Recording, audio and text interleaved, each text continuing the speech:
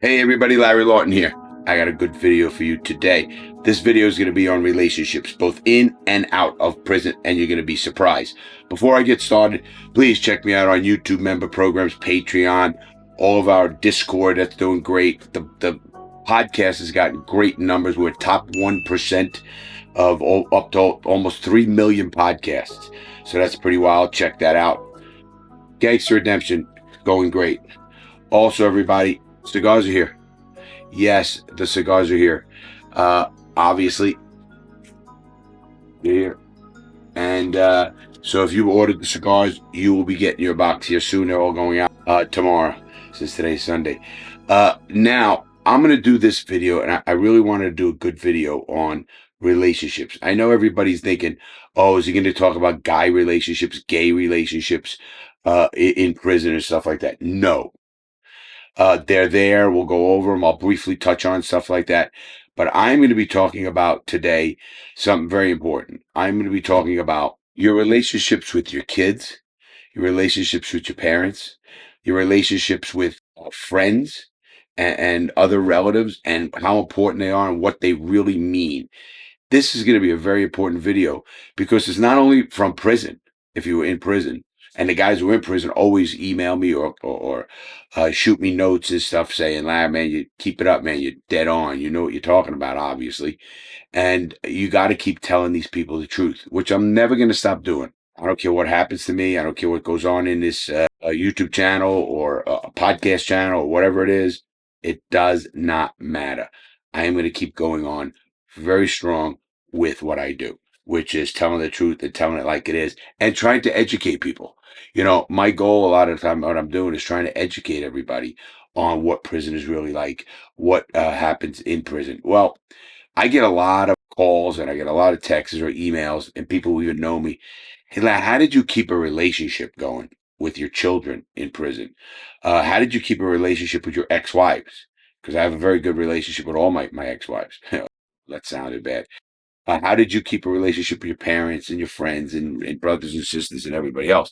And I'm going to give some family members things that they can do to really keep relationships going from the streets, and the guys in the joint can do. And some of them just don't get it too. They're very needy. They become needy. And that drives me crazy. I used to see that all the time. Well, let's just first go to relationships. You know, to have a relationship with someone has to be deep. Now, I am the kind of man who has a lot of relationships. Most of my relationships, if I call you a friend, you are a friend. If I do something with you, it's going to be with the utmost uh, uh, care to your feelings, to how things go. You're not an associate. You're not an acquaintance. I have a relationship with you as a friend. Now, you hear what I said? Relationships. You could have a relationship with someone as an associate. You can have a relationship with someone as a business partner or a business person you're going to do business with. That's a relationship. But, you know, as I wanted to talk about in this video, it's very tough from prison to keep relationships going. Now, are you going to keep your marriage going? I'll tell you the truth. Probably not. The divorce rate of a person in prison is 95%. Just for think of this. If you're on the streets, the divorce rate's over 50%. I mean, that's in the streets.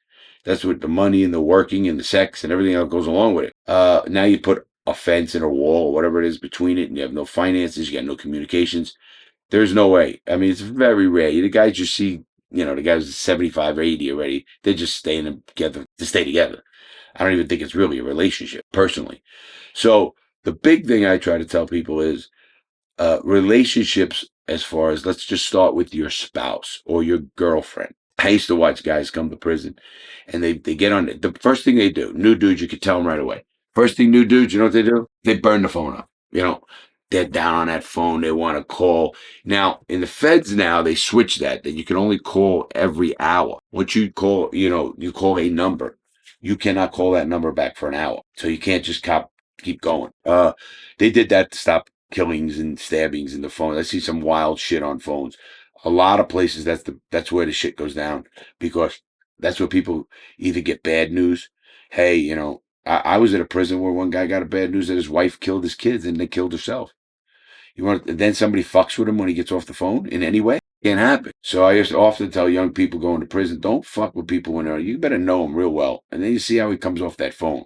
You know, most of survival in prison, everybody, is how you read people, how you read situations. But we're going to stay on the topic today of relationships. Now, the first relationship we are talking about is a spouse. Listen, I used to try to tell guys, listen, if your spouse is going to visit you once a month or every 2 months or whatever it's going to be, twice a year, whatever it's going to be, and she's taking care of your kids, of course, and sends you a few bucks now and then because everybody needs money in prison. You gotta win her. You better not open your mouth. You just get guys, they burn the phone up, they're calling their girl and they say, what are you doing? Who are you doing with? What are you doing? You can't go out there. I used to tell him, hey yo, bro, I think you got this fucking wrong. I said, cause right now she's getting a pussy fucking right there on the phone. And they get mad at me and I go, listen, I said, you're being an asshole. Cause whatever she's doing, do you think you could stop it? You're in prison. They're not letting you get out of prison for any reason at all, period. You are in prison. What are you going to do about it? Just tell me what you're going to do about it. They start thinking and they go, yeah, but I said, but nothing. If you got a woman or a girlfriend who's sending you money and writing you, taking your phone calls, even taking them without hitting 7, because in prison you have to hit 5 to accept the call.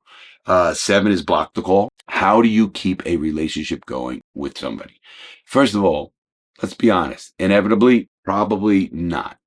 You could do everything right and she's gonna, run across people. There's intimacy, there's feelings, there's communications, there's looks, there's everything you don't have. Yes, you say, well, I've been with her for 10 years and she knows me and always talked about this. I don't care what you talked about. It's a whole different animal when you are in a prison and that woman, especially life, forget life. Even my time when I went to prison, I got a great relationship with both my ex-wives, and I'll tell you what, my second wife was young. She had a 15-month-old daughter, my daughter, and when I went to prison, I said, "Go." You can't. I don't want you to have to lie. I don't have to all the shit that goes along with relationships. I don't want that at all. So go, get out, do your thing, meet somebody, have fun. And she did. She ended up having another baby from somebody, actually. Matter of fact, when I got out of prison, the kid was just born. 9 months after I got out of prison, the kid was born. So everybody thought it was my kid. Of course, it wasn't. I have my kids. There was another kid. That's her second son from a different husband. Missy, my first wife, my second wife.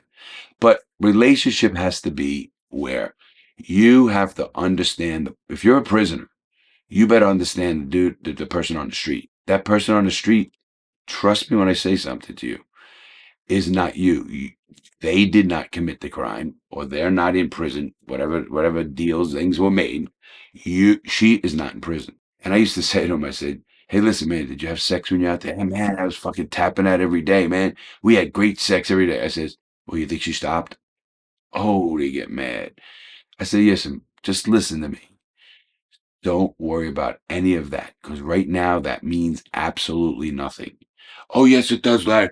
Ain't nobody gonna pork my woman. Ain't nobody gonna stick their dick in my woman's put. First of all, get into the 21st century. That's number one. Because we can get everybody has their own beliefs in that. I'm not a believer in monogamy, but that's me. That there's nothing to do with anybody out there. Please, whatever your beliefs are your beliefs, and keep them. They're good. So all they are is beliefs. There's no facts. Everybody has to feel good. Everybody has to do what they're gonna do, and that is what beliefs are.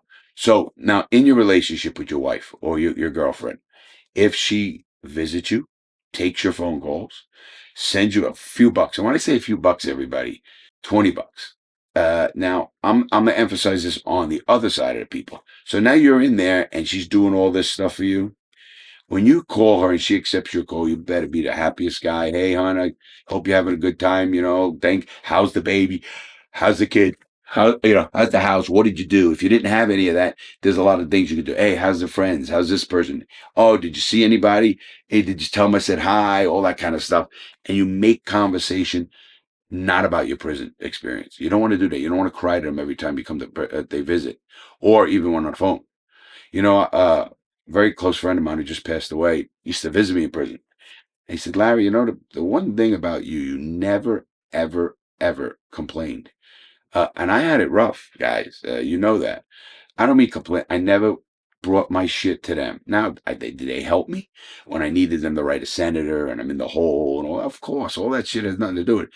But I never said, "Oh, me, I'm in prison. I shouldn't be here." I was a fucking criminal. I belong there, and I get that. So, I mean, in that whole regard, come on, guys, think about that relationship. Now, as a person on the street, if you're watching this and you have somebody in prison, a boyfriend or a girlfriend or a relative, a sibling, a cousin, a close friend, here's what I want you to do. I want you to go to the post office and get 20 stamps. I want you to stamp every envelope, and I want you to put your return address in that bottom corner.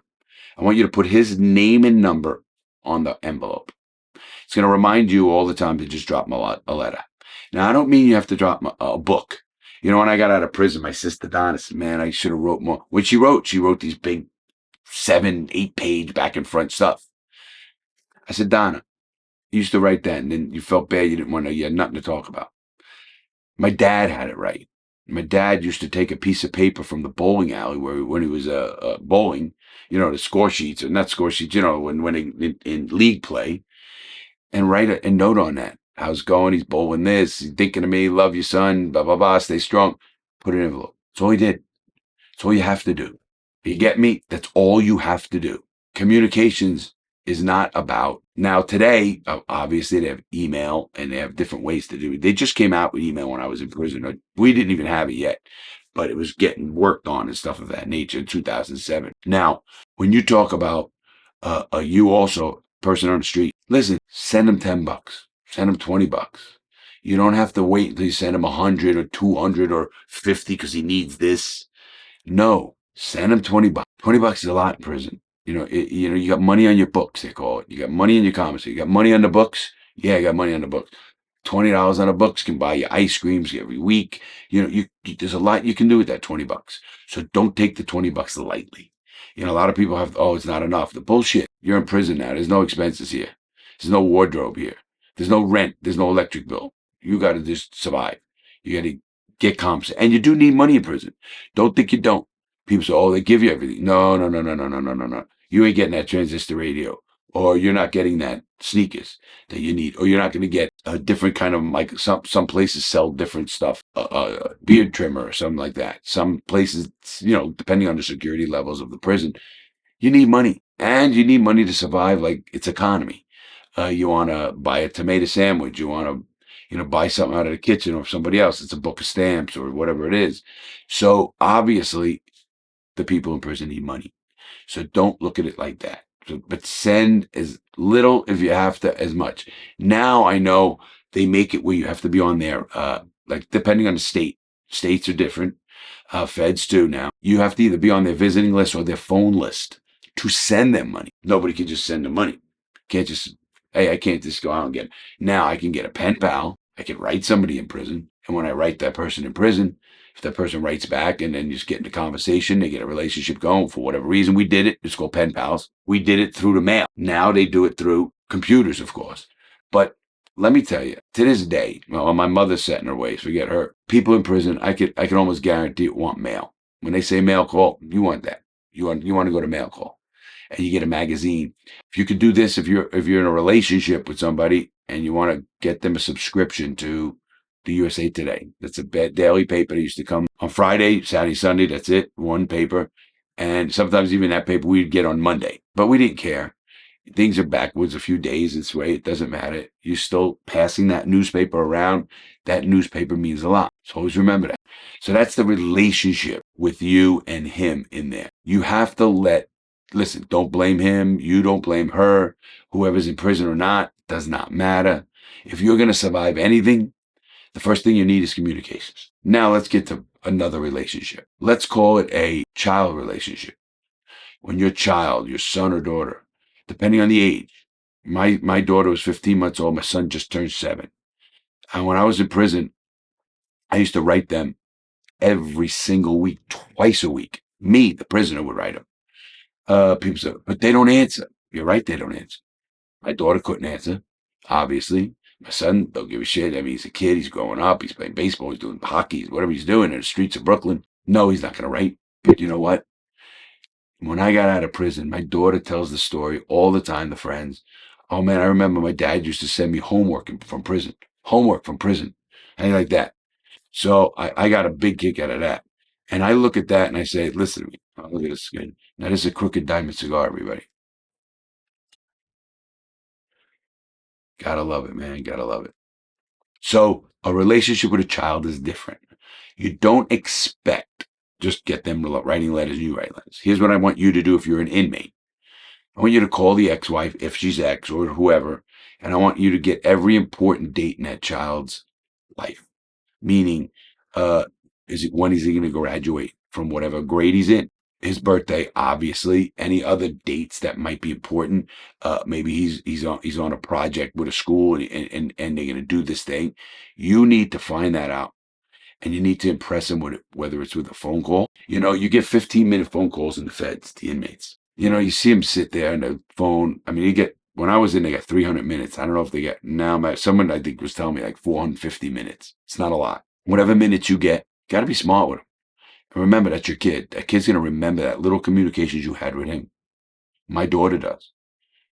I used to have to call my son. I had a relationship with my ex, my first ex. Now, we had a disagreement. Tough to argue through a phone, and it's even tougher to argue where you can't go there and sit down and hash things out. She didn't want to bring my son to visit me in prison, which that was her way because she didn't want to be around that kind of stuff and feel that environment. Although she's living in Brooklyn and half the kids' dads are in jail anyway, she didn't want that to happen. And I listen, I respect her for that because she cares. Her ultimate goal is to care about my son. Now my thing is I want to see my son or talk to him. I did get to talk to my son all the time. But as far as seeing him, now my son, when he got a little older, now he's 13, 14 years old, he's getting arguments with his mom. Why can't we go see dad? Why can't we see dad? He used to tell me that on the phone. And I used to say, son, we'll talk about it when I get out. I am getting out. I got a date of 2007. So now my son wanted to know. And I explained it to him when I got out. That different opinion. You can't hate your mom, everything else. So that's that relationship with a child.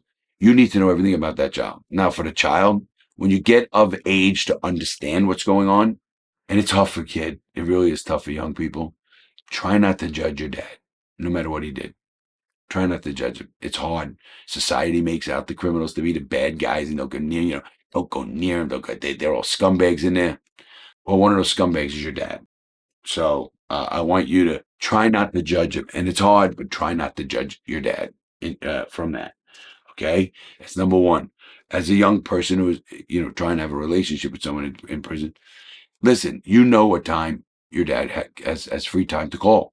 Be there. Don't put your friends on the street in priority one. Oh, I got to go out and play. I know you're young. I know you want to do that, but have a little compassion. This is when you start growing up. You got to need to grow up that way. That is that number one in that relationship. And we're going to get into the final relationship stage, and that's friendships. Uh, all relationships are important. Now, relationships to me are some of the more important relationships I have. You could be closer to a friend than you can be a sibling, or a cousin or aunt or a relative or anybody. Does not matter. Relation, just because, they all say, oh, he's blood. You're going to try to help people. You're going to try to, because you know their upbringing, you know who they come from, you know what the whole background. That's what it is. But you don't have to put yourself in jeopardy. I have to tell people, listen, if you're with your cousin or your blood brother, he jumps off a bridge, you're going to jump off the bridge with him? No, it's a bad choice. Got to start independently thinking. Everybody needs to make their own choices and make good choices. You're going to make messed up choices. We get that. That's life. When you learn from them, that's what makes you smart. That's what puts you experience-wise. You learn from experience. I get it today. I am not a young kid. I'm not giving it my age. You all know. You can look on Wikipedia. When you do that, not going to follow a person's bad choices. Please don't do that. And it goes for family members. And you can have relationship with friends. I have close relationships with friends. They're like my brothers, or they're that close that it's called the inner circle. You want to call it whatever it is. It's my inner circle. And listen, I could tell them anything. They'll never judge me. I could come out in a tutu and they'd laugh. They wouldn't give a shit. I could tell them anything in the world and they're not going to fucking look at me like I've got two heads. Now, they might not like what I say. They might not agree with what I say. They might debate me, or try to help me. They might try to talk me out of things, whatever it's going to be. And I respect their opinions. So those friendships, I think you need to cultivate in prison. Hard, very hard. They have lives, you have lives, but you have to understand this. They're going to visit a lot less than most people, parents, of course, even siblings or spouses. But when they put an effort and they come visit you one time, I had dudes that visited me one time. I know every one of them right to this day, and we're still friends, and I love them and respect them. They took days out of their life to come visit me in a prison out of the way of fucking nowhere. And they're going through the shit. They got to put the shit into the system and fill out the forms and then get humiliated coming into the prison. That's a friend. That's a friend that does that. Remember that. And you had your friendship when it was out there, whatever bantering it goes on, whoever it is. When you get a visit from a friend, I'm telling you, your spirits are as high as they'll ever be in prison. And that's important. So try to cultivate it. How do you do that? Obviously, dole out your minutes if you're an inmate. If you're a prisoner, make sure you dole out your inmates the right way. Who are you going to call? I don't care if it's for 30 seconds. You want to talk to someone for 30 seconds? He said, man, I don't got much time. I was just thinking, man, remember that game we played or whatever it is? Man, I was playing gin in here with a guy, or we playing dominoes. Man, we used to play at the bar over in Dejan's. So whatever you're going to say, you can make it quick. And the guy knows that you're thinking about him. And he's putting in the head that, wow, he's thinking about you too. So, and I think that's how you keep relationships. Most friendship relationships aren't writing relationships unless there's some sex involved or whatever. That's cool. It's involved. I don't care who it is, got a old girlfriend or somebody, right? Keep your ass going. Hey, I did it every day. Come up with fantasies out of your head that are fucking crazy. Makes you creative. Don't ever fight it. I think I covered relationships today. I hope you have relationships, whether you're in prison or not. And I hope you cherish the relationships you have, whether it's a friendship relationship, a sibling relationship, a child relationship, or a spousal relationship. I hope you cherish them. I hope you work on them. Like anything else, relationships will work for both parts. Otherwise, it don't work. One person could be totally disconnected and the other not, and it's not going to work. I don't care how much that person tries. There has to be a connection. And that's called relationship, and then that's the friendship relationship or whatever it is. So don't let that relationship scare you from prison-wise. You can have them. They are a lot more difficult. Told you the divorce rate. But friends, I see friends that I seen way back, and you know what? They never did me wrong. Talk about it, ask questions, and help them, and they'll help me. And that's what friendships and relationships are about. So everybody, I hope you guys have a lot of friends. I think I do, and I hope we make them every time we go on a trip. We make more friends. Have a great day, everybody. Please make good choices. Stay safe, everybody.